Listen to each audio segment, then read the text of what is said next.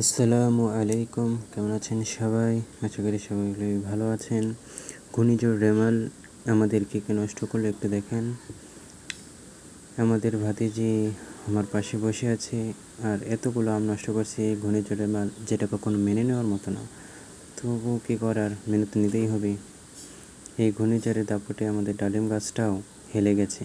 যেই গাছে এত এত ডালিম ধরছে, সেই গাছ যদি এইভাবে হেলে পড়ে তাহলে কী হবে। কিন্তু আবার সেই ডালিমগুলো নষ্ট হয়ে গেছে। এদিকে আবার সব সমস্যার বড় সমস্যা হচ্ছে, যেটা হয়ে গেছে ঘূর্ণিঝড়ের মেলে, সেটা হলো আমাদের টয়লেটের পার্ট ভেঙে গেছে, যেটা একদম মেনে নেওয়ার মতো না, একদমই মেনে নেওয়ার মতো না। তবুও মেনে নিতে হবে, কেয়ার করার মেনে নিলাম। মেনে নেওয়া ছাড়া তার কোনো উপায় নাই। যাকগে, মেনেই নিলাম। চলুন এবার রাস্তায় যাই, একটু রাস্তাতে ঘুরে আসি। তার আগে দেখেন আমাদের আম গাছ থেকে কত কত আম পড়ে গেছে। পাকলে আমরা খাবো, আম যদি নাই থাকে পাকাতে খাবো। এদিকে রাস্তায় আসলাম, রাস্তায় এসে দেখি এত বাতাস সিদ্ধ হয়ে গেছে। আবার এত এত বৃষ্টি হলো, এই বৃষ্টিগুলো গেল কই?